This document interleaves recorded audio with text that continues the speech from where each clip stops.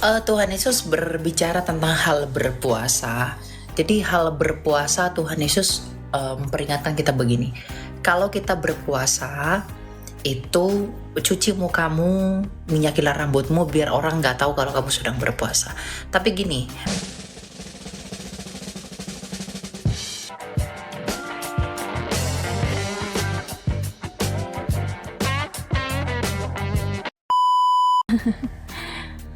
Boleh kedengaran, Kak? ada, silakan. Ya, oke. Jadi aku Kristen dari kecil, memang dari lahir Kristen, tapi ya karena banyak pergumulan, banyak masalah, akhirnya baru beberapa bulan ini berjalan sama Tuhan.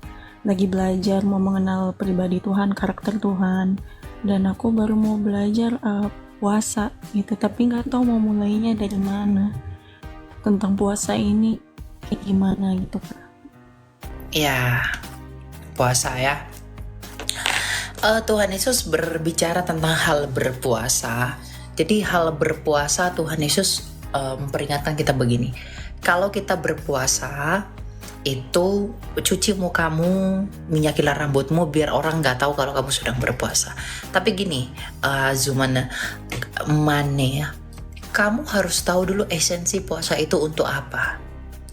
Puasa itu bukan tentang menunda makan, tapi puasa itu adalah ekspresi merendahkan diri di hadapan Tuhan dengan menyangkal kedagingan kita. Jadi ingat, berpuasa kamu tunda makan tapi tetap berdosa, berbuat dosa, nggak gunanya. Kamu berpuasa tapi kamu tetap mengikuti hawa nafsumu, nggak berguna itu. Kamu berpuasa nggak makan, tapi kamu masih tetap tidak membatasi diri pada apa yang kamu suka, yang kamu diperhamba olehnya, nggak berguna itu. Misalnya kamu suka banget jalan-jalan, traveling. Kamu puasa, tapi kamu tetap traveling, nggak berguna itu. Karena tujuan berpuasa adalah merendahkan diri, menyangkali hal-hal yang duniawi untuk mendekatkan kamu kepada yang ilahi. Itu dulu tujuan puasa itu. Nah, lalu bagaimana cara berpuasa? Ya, ada banyak pola. Ada polanya si Musa, ada polanya si Tuhan Yesus, ada polanya si Daniel, ada polanya Daud, Esther juga ada. Tapi yang lebih terkenal itu adalah polanya Nabi Daniel. Bagaimana caranya Elia berpuasa menurut polanya Nabi Daniel? Biasanya tidak makan makanan raja. Jadi misalnya produk-produk susu dan turunannya, produk-produk hewan itu nggak dimakan. Cuma seperti vegetarian lah gitu. Ya, itu mulai kosongin perut dari jam 10 malam sampai besok jam 3 sore nggak boleh makan. Nah, gitu ya. Kamu lakukan itu beberapa hari yang kamu mau lakukan. Jadi itu, nggak ada waktunya harus sekian hari itu nggak ada. Karena kapan kamu mau merendahkan diri, silahkan lakukan berpuasa. Sebagai tanda kamu merendahkan diri di hadapan Tuhan. Gitu. Ya? Oke. Ya, semangat ya. Bless you. Yo, Tuhan berkati.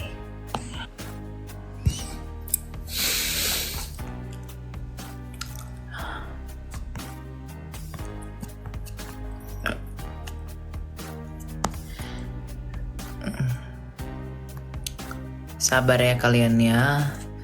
Ini hampir 100 orang mau naik buat tanya. Saya kan bukan robot.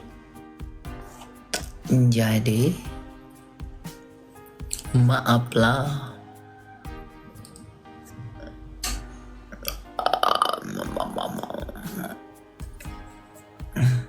Seandainya Elia bisa maju ya. Silakan Kevin. Halo Kak. Ya, silakan. Halo Kak, ini gua ingin bertanya Kak. Oke. Kak, ini gini. Aku hanya ingin bertanya kayak gini Kak.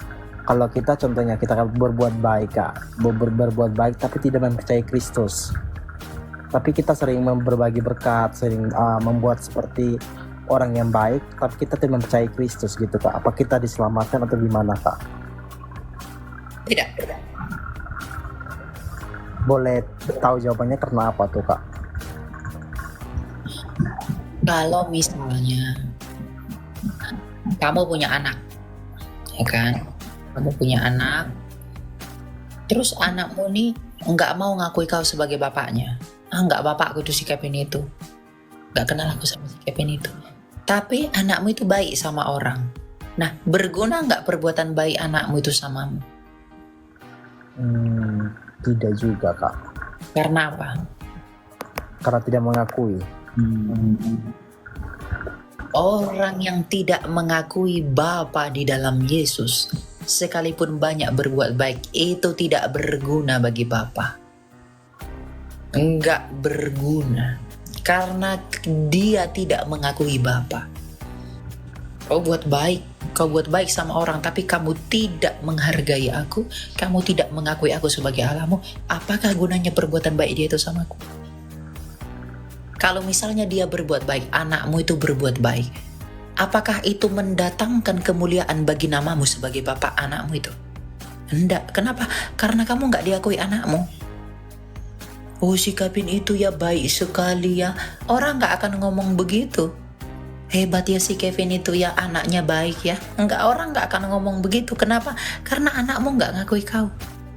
Nah, ketika dia berbuat baik, dia tidak mengakui Allah Sang Bapa, perbuatan baiknya itu tidak mendatangkan kemuliaan bagi nama Bapa. Sedangkan itu hanya bagi dirinya sendiri. Tidak ada relasi kepada Bapa. Maka itu nggak berguna bagi Bapa. Jadi kau berbuat baik sebanyak apapun, tapi kalau kamu tidak punya relasi dan hubungan dengan Sang Bapa melalui Kristus, tidak berguna. Makanya Tuhan Yesus berkata dalam Yohanes 8 ayat 24, kalau kamu tidak percaya akulah dia, kamu akan mati dalam dosa. Orang Farisi itu kurang taat apa? Semua mereka lakukan.